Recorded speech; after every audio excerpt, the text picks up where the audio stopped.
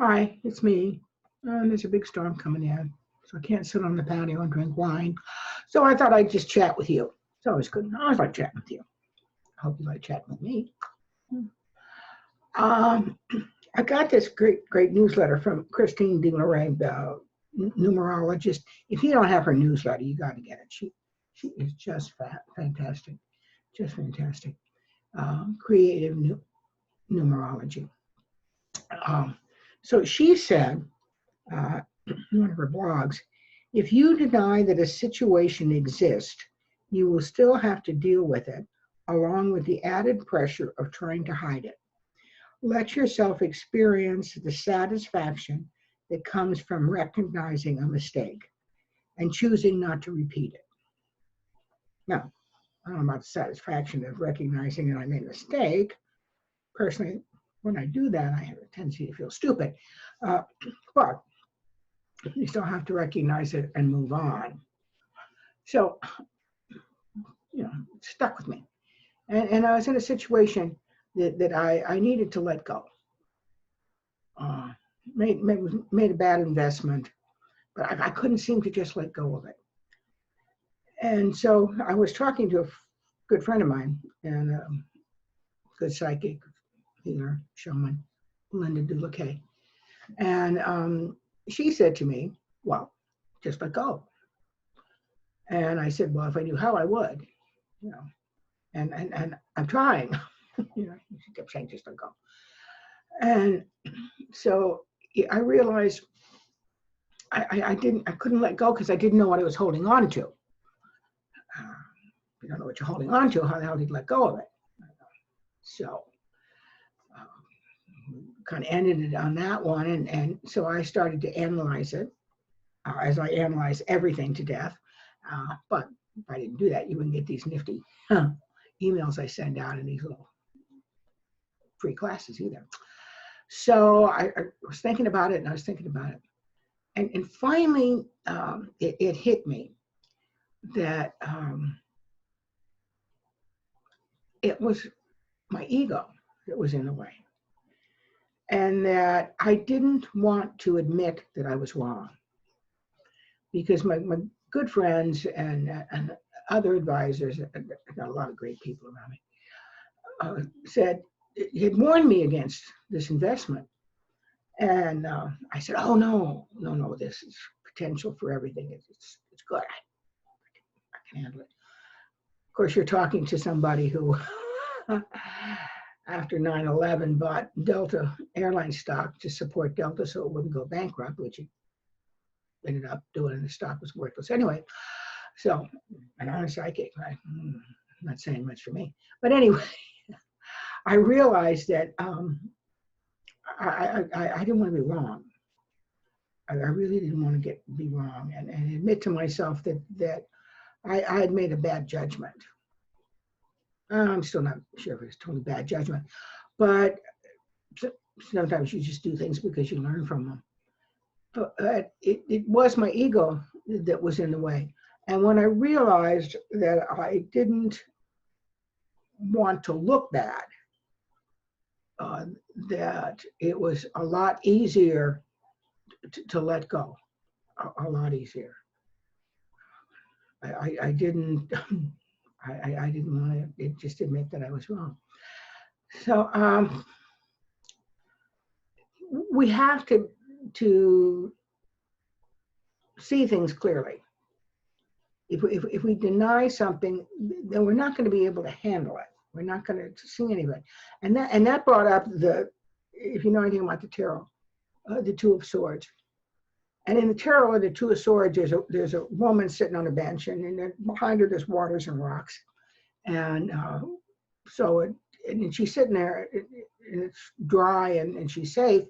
Got a blindfold on, and she's got these two big swords, great big swords, like the knights in Shining Armor used to use. And the interpretation on that is, she's defending herself, but she doesn't know what she's defending herself against because she can't see anything. And the danger actually is behind her. That's where the water and the rocks are, not in front of her. But she can't see that. Well, holding those swords up, I mean, they're really heavy. Think of those you know, the one Sir Lancelot type of swords. And that takes a great deal of energy.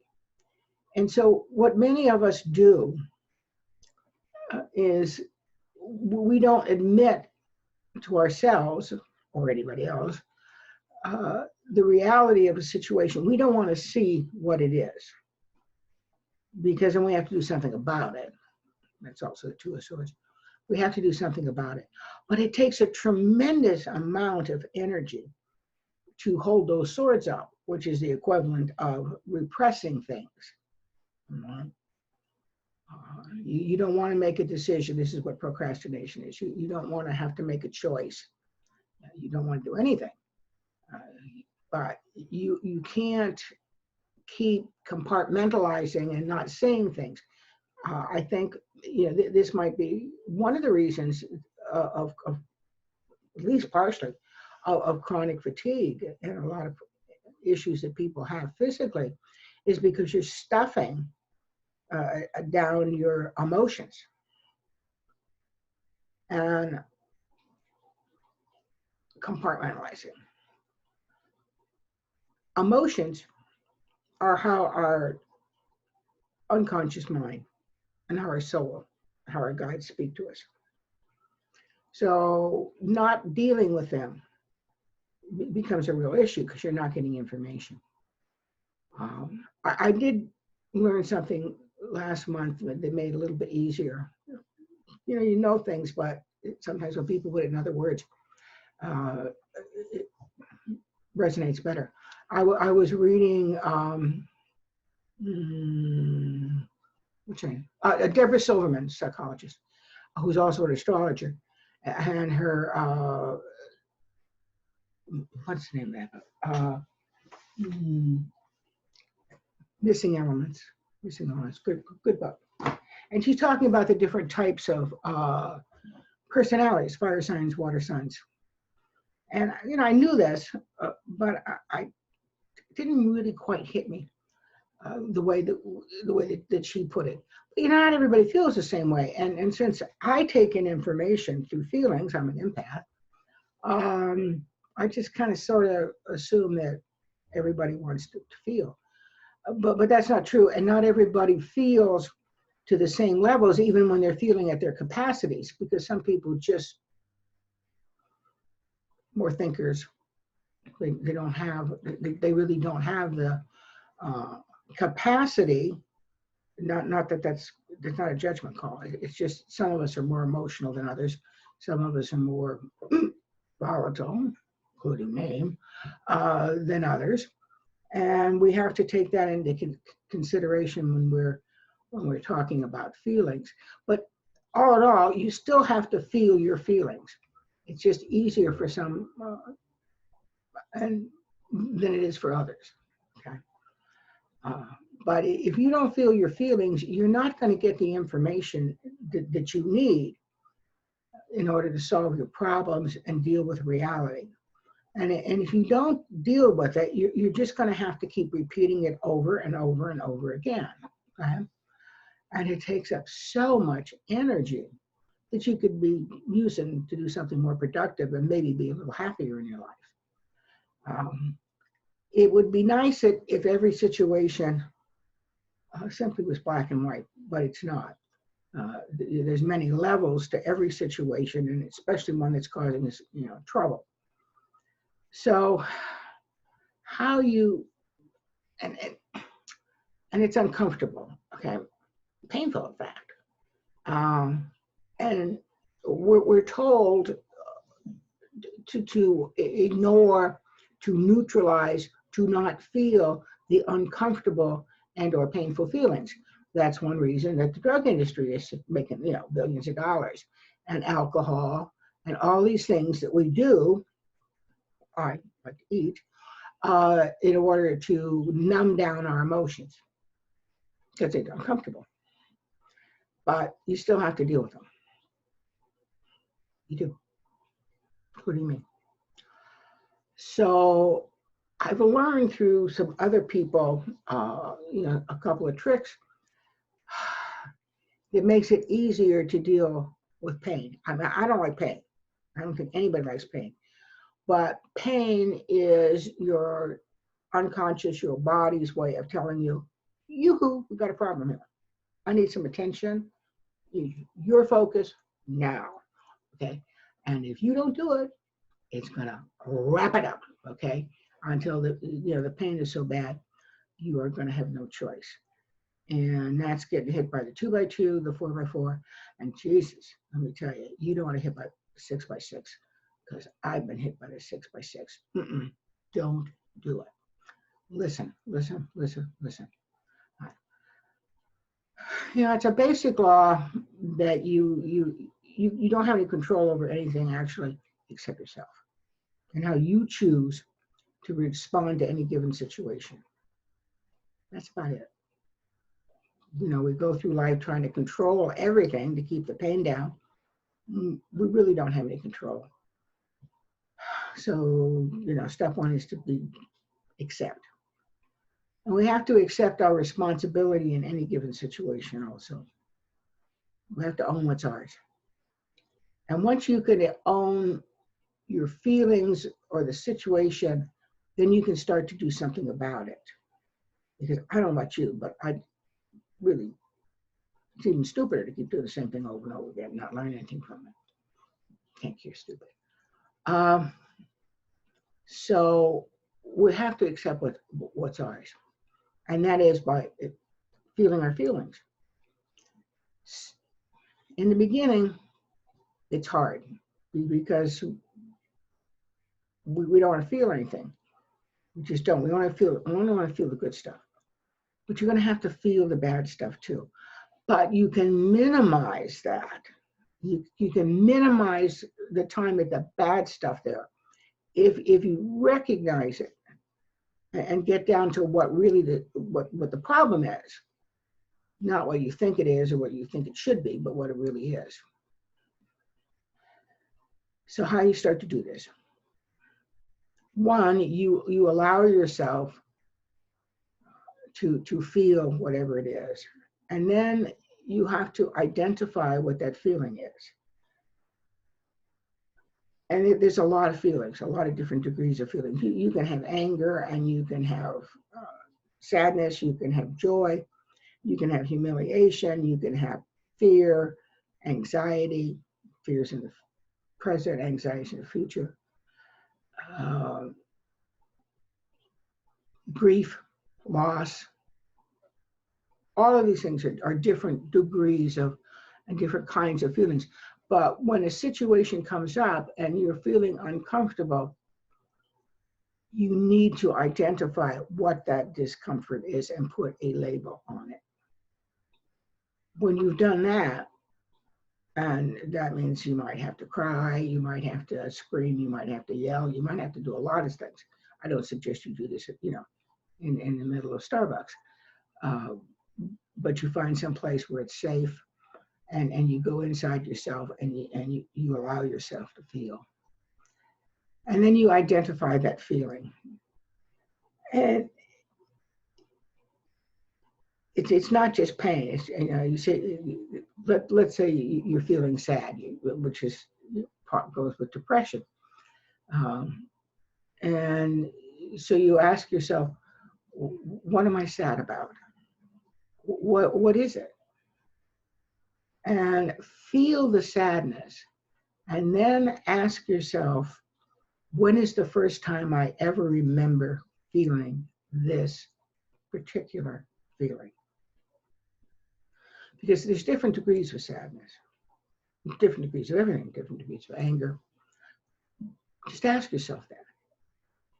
And then allow yourself to feel it, and allow yourself, your memories, to go back in time to the first time you can remember feeling that feeling. Whether it's that anger or humiliation, loss, guilt, shame. And don't judge it. Do not judge it. Just feel it and allow the memories to come up until you can't remember anymore. And it's probably going to take you to a very young age. Or another lifetime, maybe. Don't judge the situation. Just observe what's going on. Just observe it. But observe it seeing yourself. And what is going on and who's there. But observe it as the adult you are today, not the participant that you were in that situation. And I'm thinking of a situation with a client that we went way back to. She was about 3 years old. And you want to stop when she was a teenager, but it's usually going to be something that's before 5 years old, something way back there. And she was in her crib, and she could pull this up. And she was, her mother and father were in another room, and her dad was screaming at her mother. And she, of course, a 3-year-old doesn't understand anything except themselves. And so she was crying because she got scared. And then her father came in and yelled at her. And she assumed that she was the cause of the problem because her mother carried this big scene. Well, she blamed herself all of these years, in her 50s. She blamed herself all these years because her father walked out of the house after that argument. Okay? She blamed herself for causing her father to leave the house. Now, sure, this just doesn't make any sense. Okay? It doesn't make any sense to you as an adult. 3-year-old? Action, reaction. So a lot of the things that are today that happens to us triggers old things like that. So that's why you have to work your way through the emotions. You have to keep chunking them down. You ask yourself, why do I feel sad? Why do I feel humiliated? What is it? What is the loss? Why am I grieving? Why do I feel guilty? And something comes up, and then you ask yourself, well, why do I feel guilt? What does that make me feel like? You keep going down and going down till you can't go any further. And you're going to bring up a lot of different emotions. And you just feel them and say, okay, I understand that. I'm going to feel it. And if I need to cry or scream or yell or change that fear to anger, I'm going to let that fear change to anger. Anger gets us past fear. And just work your way through that. Just work your way through it. And what happens after a period of time when it doesn't take that, it really doesn't take that long. You identify, oh, this is sadness, this is guilt. Well, I don't need to feel guilty. I didn't do anything wrong. Oh, that was me as a kid feeling through it. And then you can let go of it. Okay, we don't have to hang on to it. We don't have to press it down. And after a while, you can run through this stuff really fast, and you can feel horrendously sad for a minute or two. You recognize what it is, say what you have to say, and then let it go. And it doesn't stay with you all the time. And you're not going to avoid uncomfortable feelings. Life isn't like that. And it just isn't. Can't do it. And taking tranquilizers and, all we're doing is keeping the drug industry making a whole bunch of money. And you know what? Everybody's still feeling bad. So buy some stock in the pharmacology, that word. And, maybe that'll make you feel better. So you want to feel the situation. You want to feel the emotion. You want to identify it. You want to accept it, that it's yours. And you want to take yourself back to the first time that you can remember feeling it, and then reevaluate from the eyes of an adult what the situation was and what could be done to change it. No, I mean, if it was something when you were a kid and your brother got the big toy and you felt like you weren't loved, well, does that make any difference now? Ask yourself that. Maybe it was unfair, and admit to the fact it was unfair. Admit to the fact that your parents did not give you what you needed. It sucked. They were terrible parents, or I don't want to blame parents all the time. But whatever the situation was, the kids at school were bullies. They made your life miserable. But you don't have to keep carrying that load with you. You don't have to keep doing it. That's a choice on your part. That was then, and this is now. And the thing that we don't understand is when we hold on to that, even though those people may be dead, and that hit me, a while back. Some of the abuse that I had was still affecting me as a mature adult. I am a mature adult. Yeah, I am. I was letting these SOBs who were dead now, they've been dead for 20, 30 years, still have power over me. That abuser, that person that sexually abused you, and you're still reliving that and trying to force it away. And I'm not being unkind because this has happened to me. I don't talk about anything that I haven't experienced, believe me, okay? As long as you hold on to that, even if that SOB is dead, you are still giving them power. Is that very smart? It hit me. They're dead. And I'm not going to let them do this to me anymore. And when I did that, wow, a lot of changes happened. That's how you get your power back. You say to yourself, that was then and this is now. It is what it is. It is what it was. I can't change it. It's in the past. I'm going to let go of it now because this doesn't feel good. I'm sick and tired of feeling bad. And I'm not going to give them power over me because it's my feelings that are doing this. And I can control and release my feelings. I can do it. You're smarter than I am. I know you can do it. Okay. I think I'll get some wine. Got some really good wine from Cooper Hawks. If you don't have a Cooper Hawks in your neighborhood, find one. They're really fantastic. Okay. Talk to you later.